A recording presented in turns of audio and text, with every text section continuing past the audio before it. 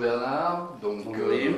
merci de répondre aux questions de TV Montbrison. On pensait que tu étais une personnalité du club basket, être pris dans l'histoire du club. On avait envie d'avoir ton avis sur quelques questions et te les poser. Te connaissant bien, tu as le BCM dans les gènes, tu as été omniprésent de longue date, tu as une grosse fidélité, tu as baigné, tu vas nous dire comment tu es venu au basket, mais j'ai le souvenir de toi, directeur sportif, des tâches dans l'ombre, mais toujours conciliant, apprécié de beaucoup de monde, le cœur sous la main, généreux et d'un investissement sans limite. Alors maintenant, j'ai beaucoup parlé. À toi, pourquoi cet attachement au BCM depuis tant d'années? Eh ben alors, donc, je suis né en 1942 et mon père a été un des fondateurs du club en 1934, avec le Père Dubruc, Soleillant, tout ça. Bon, et donc depuis ma naissance, je suis au club. Donc j'ai vu ton papa jouer, c'est vrai. Et je peux vous dire une chose, déjà en 1946, donc j'avais 4 ans, je me rappelle parfaitement du premier tournoi de Pâques qui était à l'extérieur. Et bon, comme j'étais toujours un petit polisson, il fallait aller à des endroits où je ne devais pas aller. J'allais été dans les fondations qui étaient beaucoup plus grandes que moi de la salle de Beauregard, qui était en construction au début. Voilà. Et alors après, bon, que j'ai joué un petit peu, mais j'étais un très mauvais joueur. Hein, c'est pas comme je suis maladroit de mes doigts et en même temps à cause de ma vue, je suis myope et je vois que la moitié moins avec lunettes. Alors sans lunettes, je voyais rien. Donc c'est pas facile de jouer au basket. Mais par contre, j'ai des souvenirs extraordinaires de joueurs. J'ai été donc, on avait une équipe en junior qui n'était pas mauvaise avec donc Marcel Tissot, Daniel Stahl, Tatan Sirel, tout des bons. Hein. Et on avait été donc en quart de finale jusqu'en. On était battus à Clermont-Ferrand contre la Montferrandaise à l'époque où ils étaient en National 1 et qu'ils avaient une très belle équipe. Donc ils avaient des jeunes extraordinaires. Voilà. On avait été battus en pleine couture. Là. On n'a pas vu le ballon. Alors, ça, ce sont tes souvenirs joueurs. Ouais. Mais après, ta carrière de dirigeant a été beaucoup plus longue. Ah, bien sûr, 63. Quand je suis rentré de l'armée en septembre 63. Voilà. Donc, et là, je me suis occupé des benjamins, des minimes, Des seniors. Et puis j'ai fait beaucoup, non, les juniors, j'ai fait pas mal d'années de juniors avec le papa de Bray.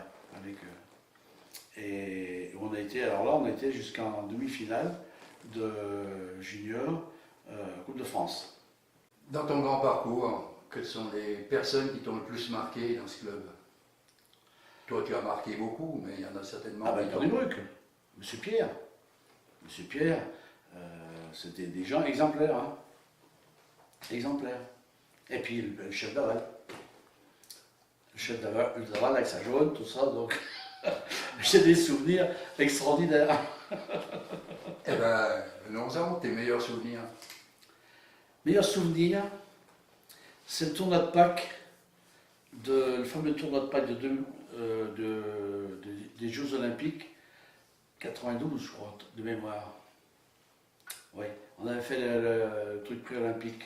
Et ça va durer 4 jours. Donc à Tarare, entre Tarare et Montbrison et Saint-Étienne d'ailleurs. Et ça va durer le jeudi, vendredi, samedi, dimanche et lundi. 5 jours ça va durer.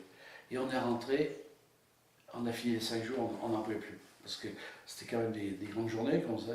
Et puis alors le plus extraordinaire, c'est la soirée de Pâques, où il fallait monter la salle de Beauregard pour la soirée dansante, et après il fallait tout de suite la démonter pour qu'elle soit prête pour le lendemain matin. Il y avait des matchs de... Voilà. Et là, le problème c'est que on n'était pas bien à jeun. Sans modération. Ça a été très dur. On s'en rappelle toujours avec le Cox Berger, quand on faisait les tables, tout ça. Mais on l'a fait.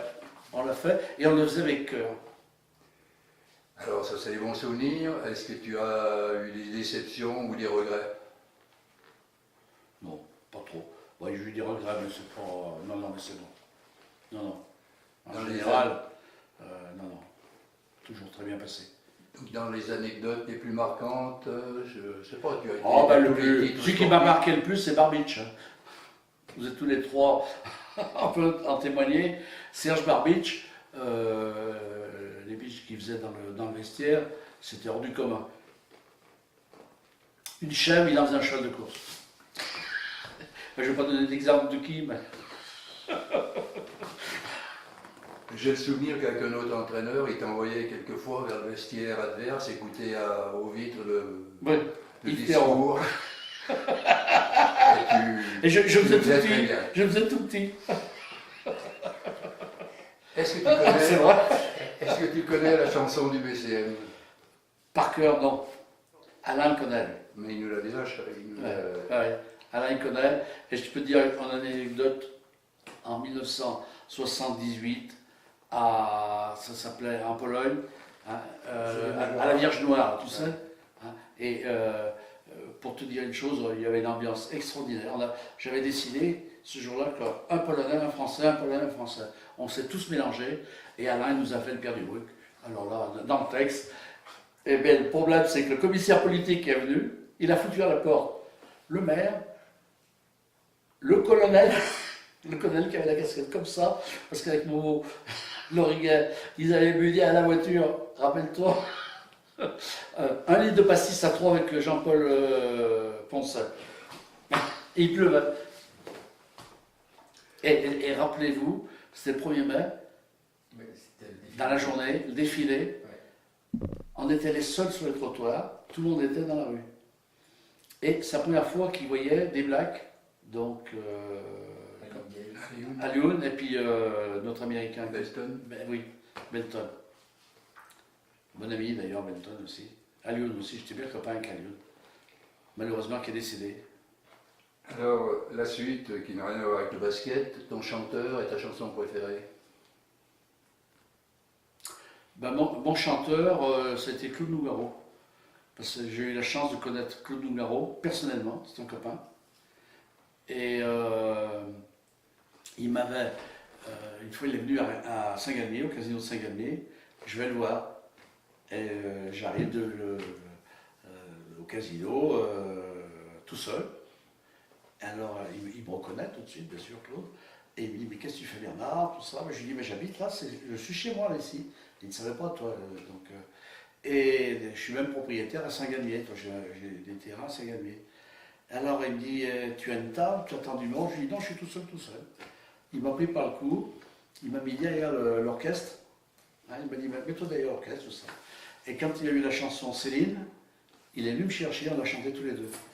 C'est un souvenir extraordinaire. Et les gens, ils applaudissaient pas Claude Nougaro, ils applaudissaient Marius. Pour revenir au basket, une dernière question. Tes souhaits pour l'avenir du club et comment vois-tu l'évolution du club BCM? Ben moi, le club, ce que je voudrais, c'est que